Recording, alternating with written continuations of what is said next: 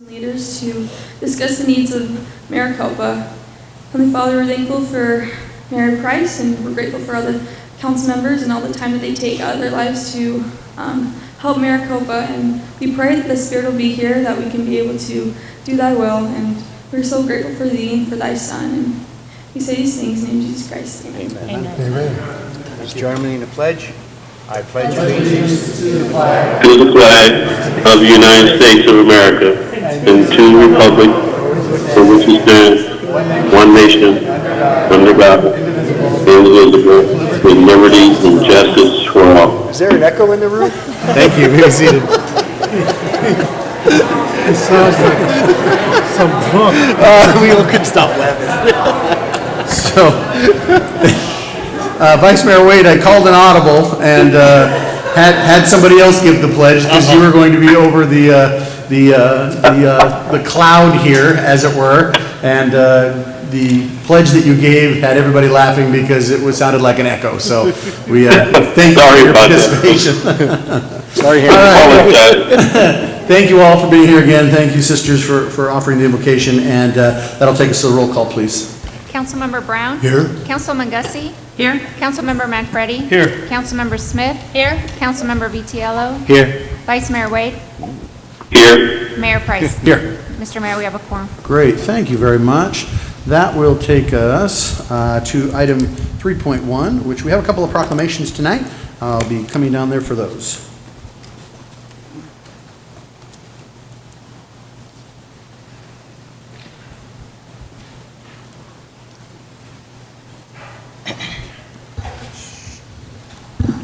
All right. So Debbie, are you here? Debbie, there you are. Debbie, come on up. Absolutely. So if you're a member of the Zonta Club, would you come on up? We appreciate having you. That's right. How are you guys doing? Come on up. Good to see you. Marvin. Are you going to say anything? Because just talk because you're going to say anything about the greater Phoenix market. Okay. Then I'm not going to. Okay. No one gives a shit. It's his expression. Okay. All right, so we have a proclamation here for the Zonta Club because it is their anniversary. Whereas Zonta International is a worldwide organization that has empowered women and girls through service and advocacy for 100 years. And whereas Zonta International was founded in 1919 in Buffalo, New York by a group of forward-thinking women who were not satisfied with the predominantly social nature of many women's organizations. And Zonta's founders envisioned a women's service organization that would advocate for laws and policies that ensure gender equality and help every woman and girl realize her full potential. Whereas Zonta International is a non-governmental organization which has attained prestigious general consultative status with the Economic and Social Council of the United Nations, and whereas Zonta International promotes and strives to protect the human rights of all women and girls and reduce the incidence of violence against them. And whereas Zonta, since 1923, has provided more than $40.9 million to empower women and expand their access to education, health care, economic opportunities, and safe living conditions. Whereas Zonta's nearly 1,200 clubs support local and religious initiatives in 63 countries worldwide. Now, therefore, I, Christian Price, Mayor of the City of Maricopa, do hereby recognize November 8th, 2019 as Zonta International Centennial Anniversary in the City of Maricopa. Give me a round of applause.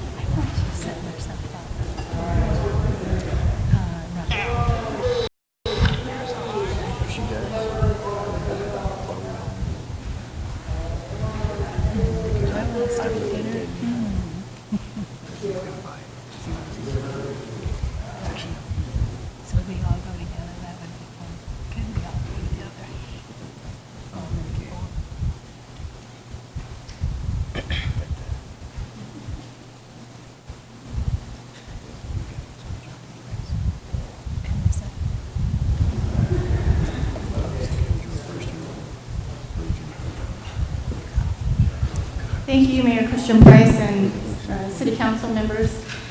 We've been a chartered member of Zonta International since April 2017 or 18. It's been a year and a half already. And at least half of our City Council members and Mayor was at our charter party back then. So it's been a year and a half. We continue many goals here, helping women in Maricopa. But it's not an organization just of women. It's for men and women, all those who would like to help empower women. Zonta International envisions a world in which women's rights are recognized as human rights, and every woman is able to achieve her full potential. In such a world, women have access to all resources and are represented in decision-making and on an equal basis with men. In such a woman, no woman lives in fear of violence. As a Maricopa group, we're focusing on Say No to Violence. We're focusing on ending child marriage, which still happens a lot across our United States. Say No to Violence is just, there's so many different things, directions that we can go. But as a new club, we're setting goals that hopefully in another 100 years will be known as the first Maricopa group here, and we'll be able to continue on making our world a better place for everyone, not just women. I think that's it. Oh, no, I would like to invite our community.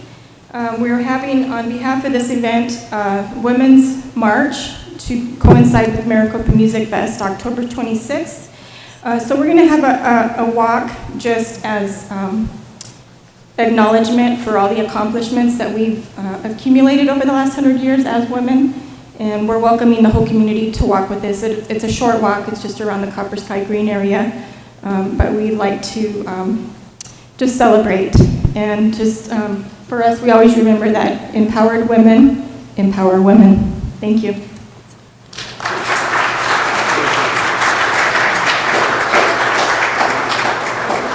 Can I just really quickly acknowledge Debbie Engwood. She is our Area 5 Director. She is over all of the 5 clubs that are here in Arizona. We were chartered from Casa Grande Club, and they've been in existence for 72 years already. So they got us going here, and Debbie was just elected last week at our conference. She will be the Lieutenant Governor-elect for 2020, 2022. She is will be over, or number 2 in command, for all the 5 western states: Arizona, Utah, Colorado, Nevada, California, and Hawaii. I'll just keep it real sweet. You know, we do celebrate 100 years, and we celebrate Marion DeForest, who had a vision that a woman should have equal rights as a man, and that she shouldn't live in fear. And it's sort of sad to think it's been 100 years, and we're still dealing with the same issues that a woman dealt with 100 years ago. So we need to stick together, and we need to make improvements for our society. Thank you.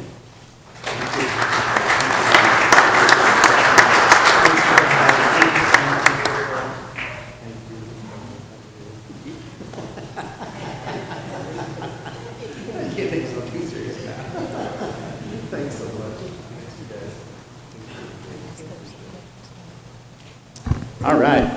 Now we have another proclamation dealing with planning. So if you're a member of the Planning and Zoning Commission, would you please come forward, as well as our planning and development staff from the city here. Please come on all up here in the front. Love to have you up here.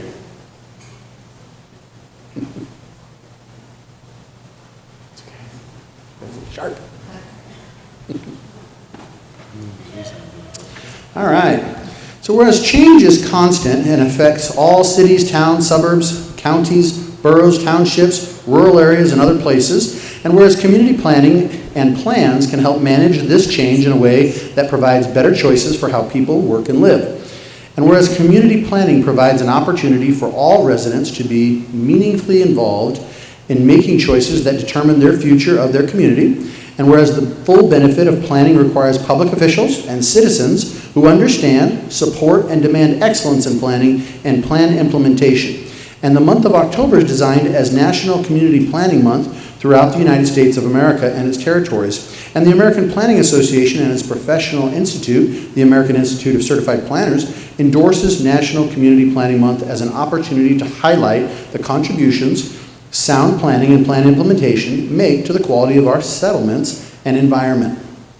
Whereas the celebration of National Community Planning Month gives us the opportunity to publicly recognize the participation and dedication of the members of the planning commissions and other citizen planners who have contributed their time and expertise to the improvements of the city of Maricopa.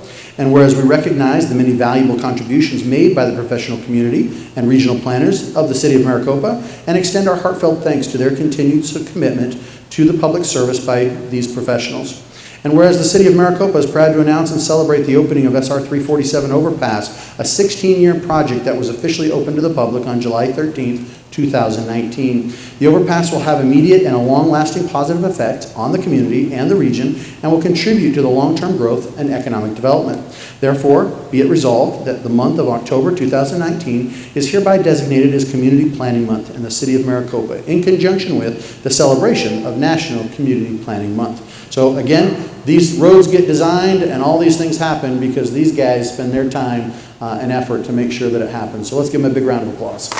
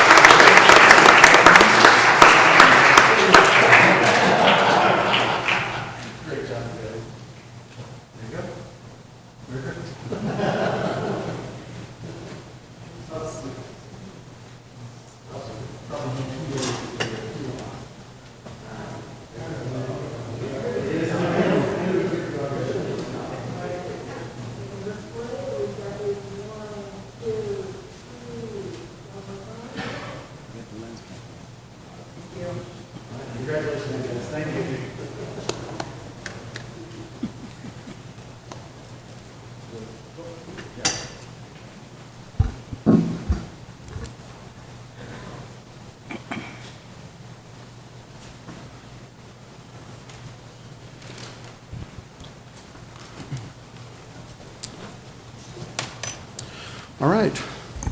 That'll take us to the report from the mayor at this time. I've been so busy this week that I haven't had a lot of chance to dive into everything, but I'll just say that we have a lot going on here in the next few months. There's a lot going on at the city and other places, but at this time, just FYI, the State of the City address is next Wednesday. If you'd like to come, it'll be held here. We'll be meeting here at 6. And then the address will begin at 6:30. So we'd love to see you all here. We have a sign up just so we have an estimation as to how many people are coming, but it's always a lot of fun. I always equate the State of the City address with taking your vegetables. Your mom fed you your vegetables when you were a kid. She didn't give them to you on your plate. You know, she blended them up and she put them in your potatoes and stuff. And it's the same way we try and do the State of the City address, where you get to learn something, we have a lot of fun in the process of doing it. So, but you don't really know you're eating your vegetables, so that's good. With that, I want to make sure that council gets an opportunity to share what they've been up to, and so I'll turn it over to Councilmember Smith.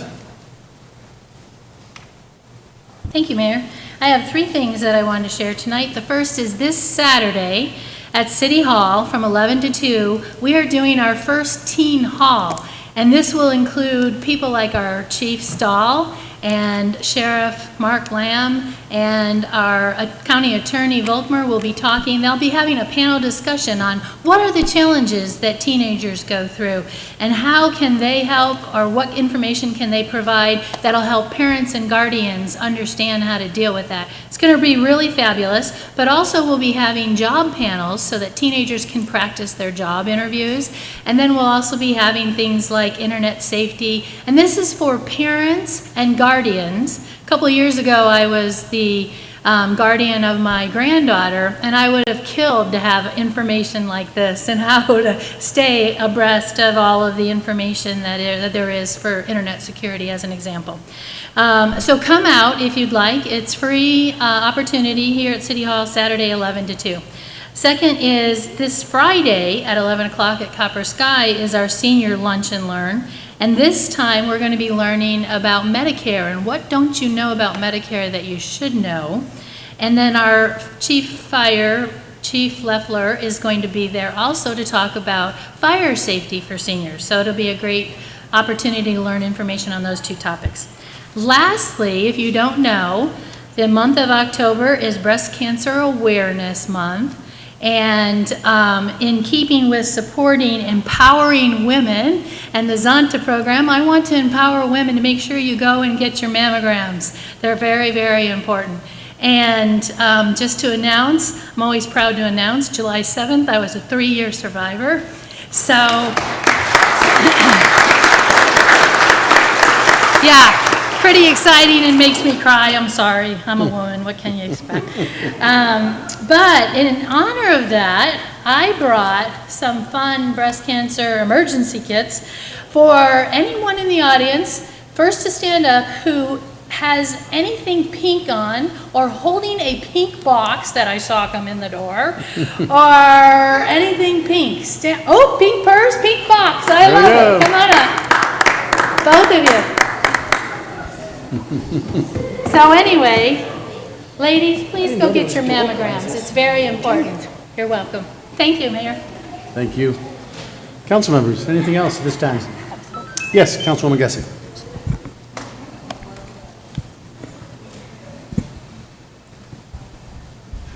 The American Legion Auxiliary is looking for individuals who would like to march in this year's Veterans Parade. This year's Veterans Parade will be held Saturday, November 10th. The parade starts at 9 a.m. And I see all the Boy Scouts here. Please get your entries in. We'd love to see you all march with our veterans.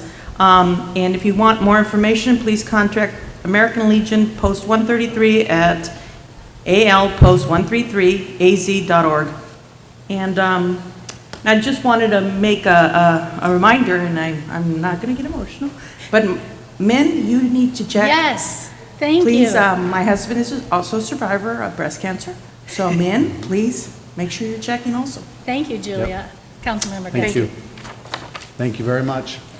Other council members at this time? Any announcements? Okay. With that, we will move on to item number 5, which is the report from the city manager.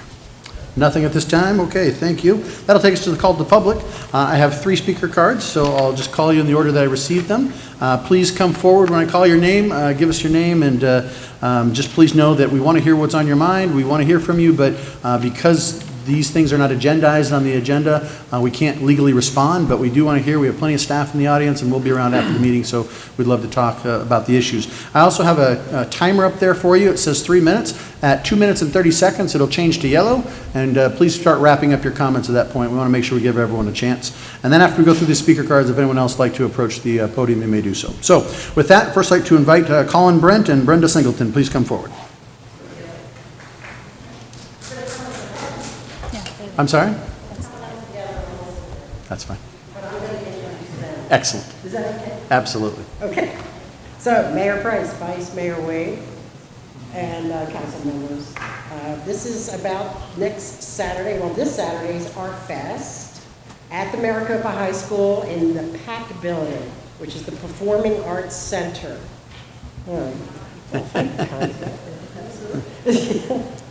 Okay, this event is going to be amazing. So while there's music going on in the lobby, we're going to have artwork hanging in the lobby.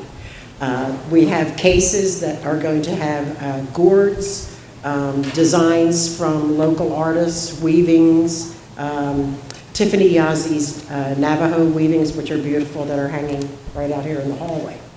And at the same time, we're also going to have the theater group in there, being part of the music circle. The music circle is also going to be doing some music from Star Wars, which is going to be pretty cool. So everything's going to be going on at the same time. People can mill around and enjoy themselves. It starts at 7 o'clock. The tickets are available online through brown paper tickets. And also you can get them at the window. And here's the big thing that we offered. It's only $5 for students because, you know, you have to ask mom and dad for the money. So anyway, this is what's happening Saturday night. And I'd also like to introduce Brenda and Colin, who are 12-year residents of Maricopa and have offered their home out for the music circle at one time. It was a wonderful event, And they want to come up and speak about how much the arts means to them Absolutely. as Thank you. longtime residents. So thank you, everybody. Appreciate it. Flowers around the hallway. Come to the Art Fest.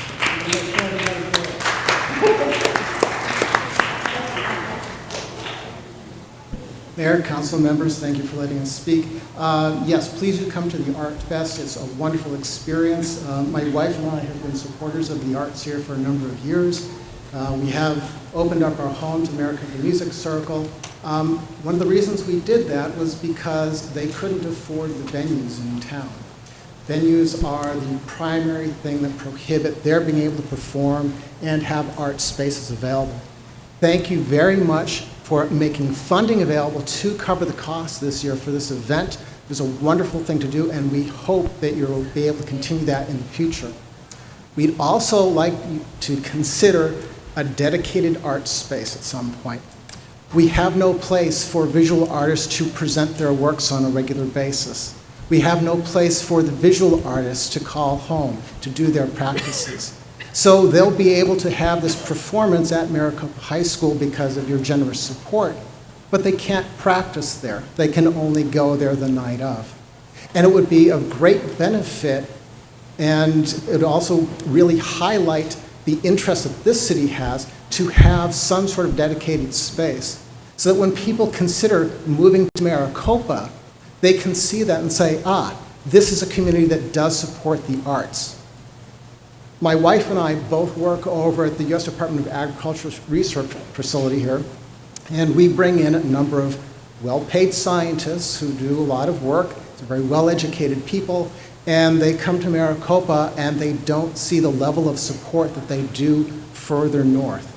And a lot of them choose to live there rather than here in Maricopa. So we're losing tax money. We would much rather have those people here become part of the community and support the arts here locally, because there's a lot of really wonderful artists here, and we have a number of children who'd love to become artists, but they don't see that community and they don't see that support. And we think it would be wonderful if we could bring that to a different level than it currently is here. So that's all I have. Good. I just want to say thank you so much for supporting the event that occurs this coming Saturday and the one that will be held in February. We greatly appreciate your support. Our pleasure. Thank you very much. We appreciate it. All right, the next one on the docket is Susan Cameron. Oh, all right, sorry. My apologies. Too many papers up here. All right, Dr. Tracy Loatman.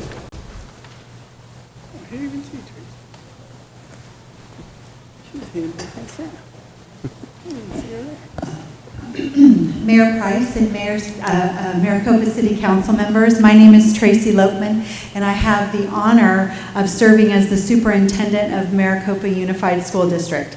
I want to start by thanking you as the city leadership for your continued partnership, support, and presence in Maricopa Unified School District and supporting that throughout our city. Most specifically, I want to give a note of gratitude to Chief Stahl for spending a Saturday morning with the Maricopa High School football team, building a relationship and creating a memory that will serve them for a lifetime. I appreciate his presence in our district.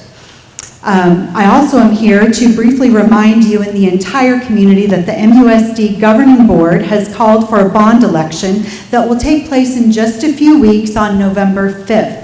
The district seeks voter approval of a bond sale not to exceed $68 million. As stated in the literature mailed to homes in the past week, the $68 million would go toward capital improvements in the district. More specifically, a major portion of the $68 million is dedicated to the construction of a second high school to serve the growing population of young people in Maricopa. As you know, Maricopa High School is currently 600 students over capacity and expected to grow steadily along with the rest of the city. The remaining funds are dedicated to life cycle projects at all 9 schools. Those life cycle projects include roof replacements, HVAC replacements, weatherization, and safety enhancements. Additional buses could also be added to the fleet if the bond passes. To be sure that we're engaging our community and remaining transparent and completely accountable for what we do, say, and spend, I and members of the district administrative team have made numerous appearances at events around town to share the facts and details regarding the significant need and the associated tax implication to Maricopa residents and business owners. We're hosting a town hall on Tuesday, October 22nd at 6:30 p.m. in the Maricopa Unified Governing Boardroom. I personally invite you and all the members of the audience to attend and bring your most critical questions to contribute to the conversation. Again, that's the MUSD Bond Town Hall on Tuesday, October 22nd at 6:30 p.m. in the Governing Boardroom. I hope to see you there. Thank you again. Thank you very much.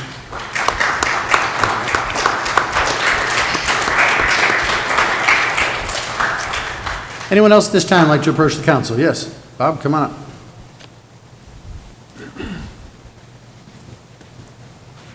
Mr. Mayor, Council, this is just a quick reminder that tomorrow around 2 p.m., Union Pacific Railroad is bringing the big boy steam engine through Maricopa around 2 p.m. It'll be coming through plus or minus a half an hour. It's a railroad. I recommend you don't stand on top of the bridge where the smokestack might kill you, but it's going to be a big event. Big Boy is the largest steam engine ever made. It was so big it had to be articulated in the middle so it could go around curves. It's really impressive. Hope you get out to see it. Thank you, Bob. Appreciate it. 2. Yeah, 2 p.m. out there. Good luck. You'll probably be there for an hour or so to see it roll through. Come on forward.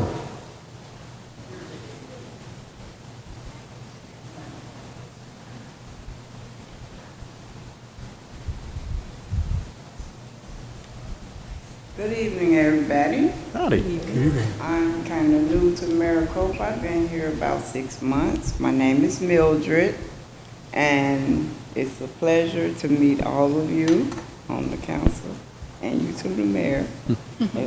I'm so glad to see all these faces at this meeting, including you all back there too.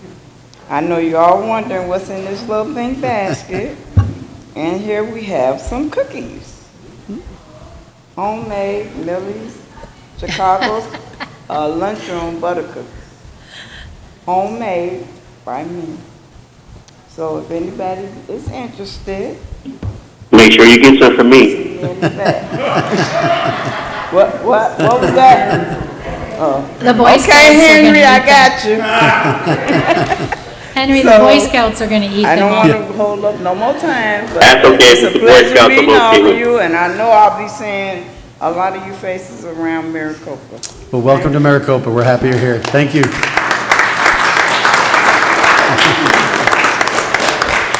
Anyone else at this time? Anyone else at this time wish to come forward?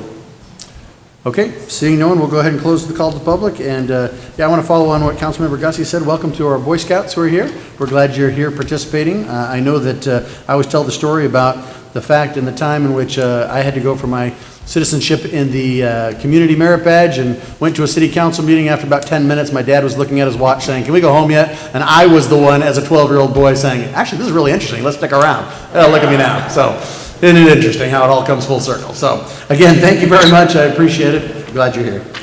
All right, that'll take us to item number 7 on the agenda. That's the meeting minutes. So 7.1, this is the approval of the meeting minutes from October 1st, 2019. So moved. Council, have a motion. There's a motion Second. here and a second. Any further discussion on that item? Seeing none. All in favor say aye. Aye. Thank you. And any opposed? That motion carries. Thank you. That'll take us to the consent agenda. This is items 8.1 through 8.7. Council, did anyone have anything they wanted to pull from consent at this time? I just had a Yes. question. Councilwoman Gussie. 8.7 is more for city manager. Yes. Now, this is 347 and segments of 238, proposed Arizona Department of Transportation. This is a master maintenance agreement. Will we be hiring new staff, or is our staff going to be able to sustain this? No, we're not taking on any maintenance responsibilities that are currently that of ADOT's. It just allows us to synchronize lights, and if we do, then we have to maintain the synchronization product of the lights. If we landscape, anything we do, we will be responsible for, but we are not taking on the general maintenance responsibilities which belong to ADOT. So do we have plans to enhance the area as far as adding? Yes, immediately we will proceed with the synchronization of the streetlights. It also allows us to have incident command if we have a spill or something where our crews and our public safety can manage it without having to wait. You may recall we had a spill some months ago and it took 3 hours for ADOT to send their people up, and we could have, and the traffic was backed up, we could have cleared it a lot quicker, resolves those issues. It also allows us to do landscaping, the entry monument, those type of things, which will be coming back systematically over the years as we make aesthetic improvements up and down that corridor. All right, that's it. Thank you. Okay. Any other questions, council, on consent at this time? If not, can I have a motion, please? So moved. I have a motion and a second, if that's okay. All right, all in favor, say aye. Aye. Any opposed? Thank you. And any opposed? Hearing none, motion passes. Thank you very much. That'll take us to item 9.1. The mayor and city council shall hear public comment regarding the proposed development fees, which serve as the basis for development impact fees proposed to be effective February 2nd, 2020. This is for Brenda. Take it away. Good evening, Honorable Mayor, Vice Mayor, members of the council. This public hearing is the next step in the process of adopting new development impact fees and is for the mayor and council to hear public comment regarding the proposed development fees. The land use assumptions and infrastructure improvement plan updates, which were adopted by council on September 3rd, 2019, serve as the basis for the calculation of the development impact fees proposed to be effective February 2nd of 2020. The final step in the process after the public hearing tonight will be the adoption of the proposed development impact fees, which is currently scheduled for the November 19th, 2019 council meeting. Should council adopt the proposed development fees at that meeting, the new fees will become effective February 2nd of 2020. Thank you. Again, this is a public hearing, so anyone wishing to approach the podium and tell the council what you think about this item, you may do so on this item and this item only. Seeing no one, we'll go ahead and close the public hearing. Council, did you have any questions at this time? Any questions? Okay. All right. That will take us with a conclusion to item 9.1 at this time and move on to the process in which Brenda just mentioned. Item 9.2, which is the mayor and city council's here presentation regarding an RFP or request for proposals for a citywide residential curbside waste recycling or collection service. This is for discussion only. Nathan? Good evening, Mayor and Council. Currently, Maricopa residents have different waste collection providers depending on which homeowners association they belong to. And this model of each neighborhood contracting with their own preferred service provider has resulted in multiple providers serving the entire community. And the city council has actually, this has resulted in an inefficiency, and so the city council has made correcting this inefficiency a priority. And so they adopted in the strategic plan the following goal. Privatization via carefully constructed contract will allow Maricopa to maintain strict oversight of solid waste management while instituting cost controls favorable to residents. It will ease the burden on HOA management and provide non-HOA residents a value proposition. A supporting action included in that council-adopted strategic plan objective is that of a bid process that will ensure the best product for the best price. So this evening, staff just wants to present that staff has prepared a request for proposals, or an RFP, for qualified service providers to bid a comprehensive set of residential solid waste services for single-family residential properties within the city, whether located in an HOA or not.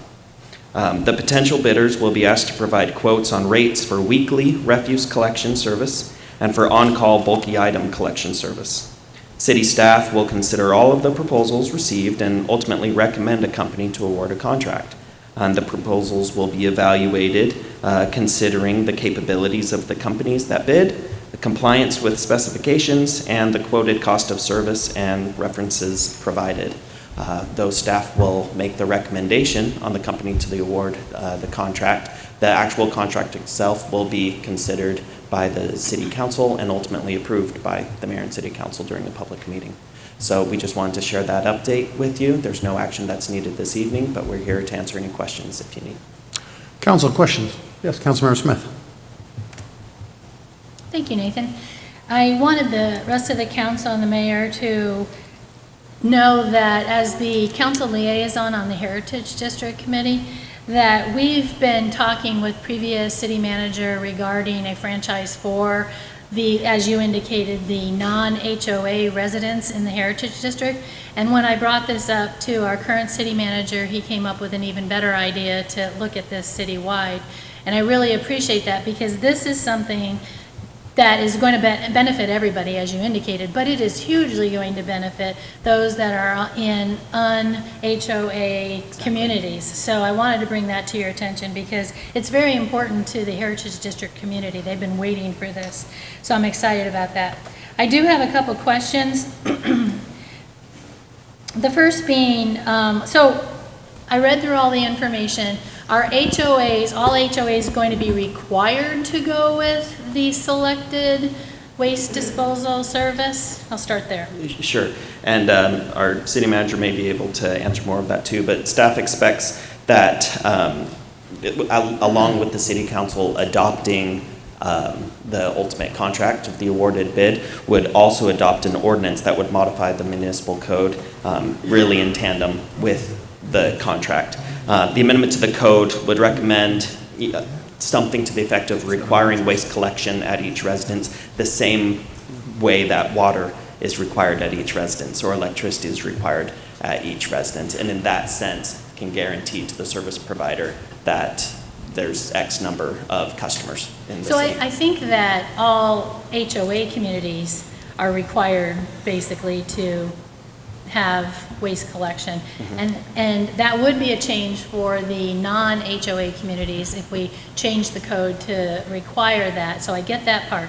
But I'm still asking, are HOAs, if there's an HOA that wants to stay with their provider, are we going to allow that because they're still having waste collection? Correct.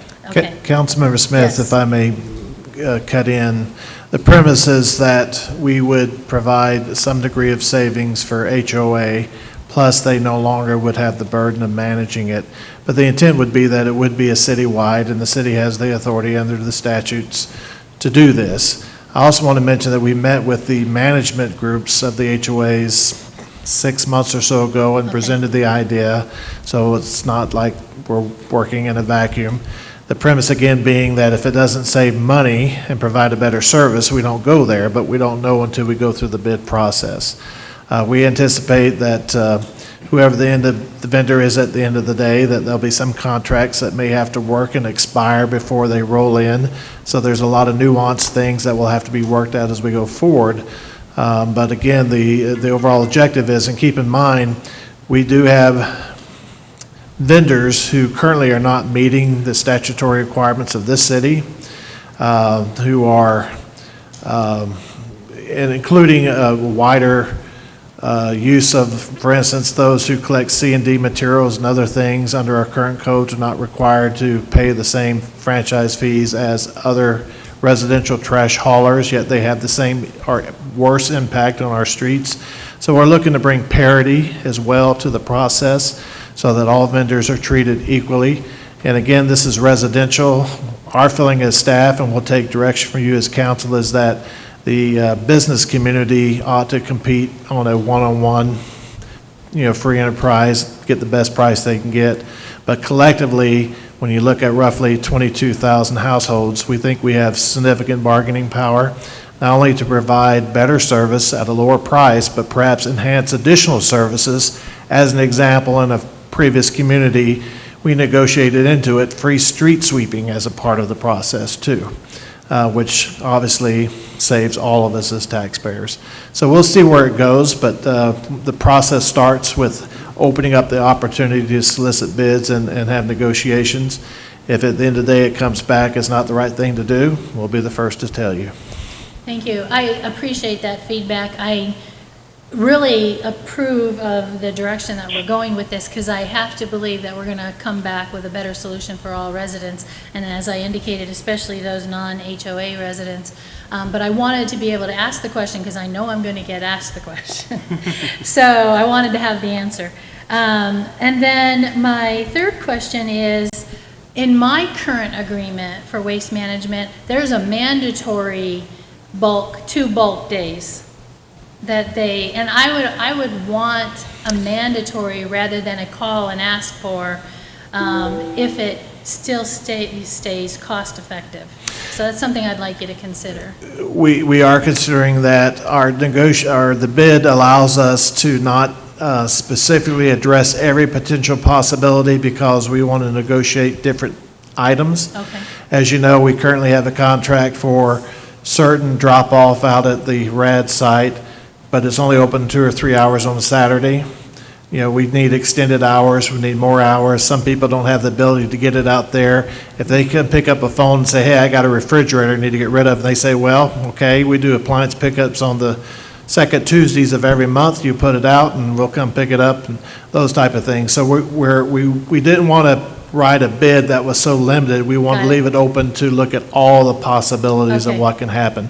But indeed, it would include things like the Christmas tree pickups, you know, the annual clean out your garage days or whatever those things are, you know, hazardous waste, all those things will be part of the process. Okay, I just don't want to lose services, but I want you to know that I concur with the whole optional recycling program because all the information I've read as well indicates that recycling is costing us far more and they're not doing anything with it. Well, it does, and I think most, if you look at your bill, you're actually now paying a recycling add-on because there is no ability to collect on recycling products. And most of the HOA agreements, there's a couple of clauses in there to say certain things they could just automatically do. And one of them is the recycling add-on, and of course fuel charges and other things. And those things can be more readily controlled by a citywide approach to these things so that people aren't surprised by some of the changes that may happen from billing to billing cycle. Okay. And my fourth and last question is for part-time residents. We normally call them snowbirds, but you know, I don't want to do that, although I just did. But part-time residents of any type, do we know whether they would be charged year-round? Do we have that? We may not have that information at this point. We think that's a negotiable item. Likewise, we think that we would have probably 2 container sizes. Senior households may not need as large a container, so they should pay a reduced rate using a smaller container. We also think that someone who needs a second container can get a second container at a reduced rate if they have a large household. And so, you know, again, the whole spectrum is being considered. We're keeping in mind our seniors, we're keeping in mind those who only live here partial times of the year. There might be a small fee to, you know, disconnect me for the next 6 months, but it's small by comparison. It's just the administrative charge to do that. So all of those things will be part of the process, and the bid is written in such a way that we can negotiate right up until we sign a contract. And as we get feedback from you as the council and from our citizens, we'll engage in all those discussions. Great, thank you. Thank you very much. Yes, Councilor Vidila. Rick, is there any reason why we wouldn't try to combine businesses with that? So that way we would have just one waste management company in the whole entire city?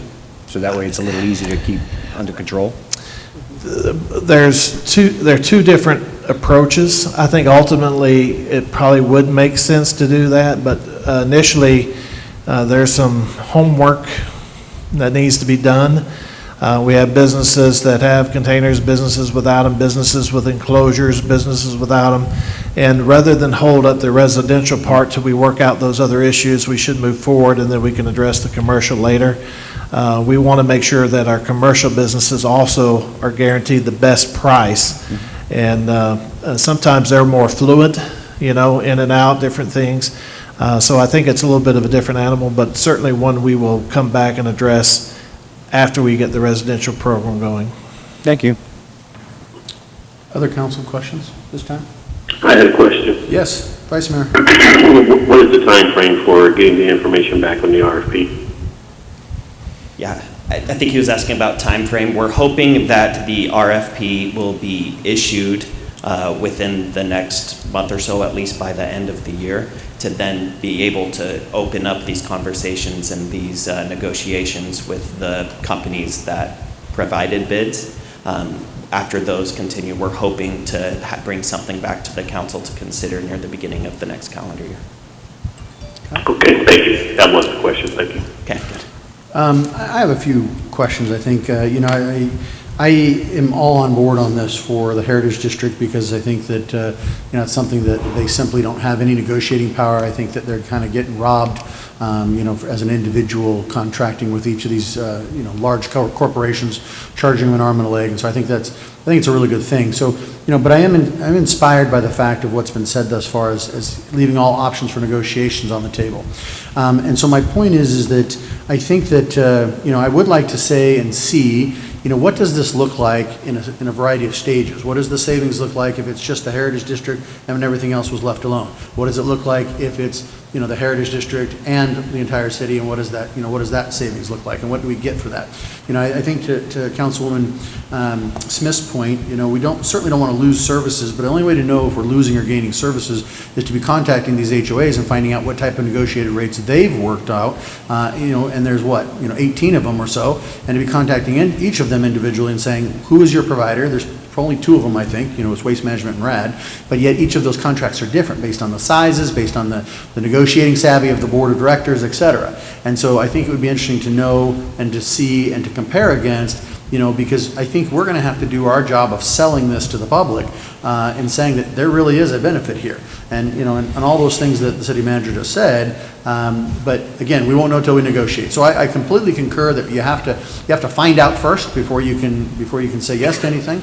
But I don't want my skepticism to derail, the optimism of knowing that there is a benefit out there, but we have to prove that benefit before I think that we can really make this happen. Because I think, if somebody likes, it's an argument of local control, right? And we say it here at the city all the time, and I don't want to take that away from the HOAs, but if we can truly provide a better service and a better rate, then indeed what we're doing is something that's better. But I think we have to be able to prove that. Yeah. What issuing this RFP does is it enables us to get those bids, to start these negotiations for all the services that we discussed. Then with those bids and those rates, we're able to conduct that analysis so we can really make the informed decision. This would be step one. And then obviously when we come back to the city council to consider a potential agreement with one of the bids, that's when all that analysis will be able to be shared and be able to looked at and really analyzed the right way. Absolutely. We did inform the HOA managers when we met before that we will be coming to them for that data, and their answer was basically, it doesn't make sense not to go forward, and then once we have the data, we'll see if it makes sense to sign on the dotted line or not. Perfect. Okay. Let's see here. Any other questions at this time? Let's see. I think I may have one more. Let's see. All right. Okay. All right. So that's all I have at this time. So anyone else? Nope. See nothing? Okay. Well, that concludes item 9.2, and we'll take us to item 9.3. Thank you, Nathan, for your presentation. Resolution 19-50, resolution of the Mayor and City Council of the City of Maricopa as designating the election date and purpose of election, designating the deadline for voter registration, and designating the place and the last date for candidates to file nomination papers. This is for discussion and action. Turn it over to the City Clerk. Yes, good evening, Mr. Mayor, members of the council. The resolution before you tonight is to designate the municipal election date for next year, 2020, and the purpose of that election. So August 4th, 2020 has been designated as the primary election day. It's for the purpose of nominating the mayor and 3 council members, and the general election date is November 3rd, 2020. Anybody that is wishing to run for mayor or council can come see us at the city clerk's office beginning tomorrow. And the deadline to file nomination petitions is April 6, 2020. Okay. Any questions? Questions, council, at this time? Seeing none. All right. Is there a motion, please? So moved. So moved. Okay. We got lots of them here. All right. This is how I heard it first. I'll take motion and second there. And any further discussion on this item? Hearing none. All in favor say aye. Aye. Aye. Aye. All right, any opposed? Hearing none, the motion carries. So, My question is going to be, are you running for mayor?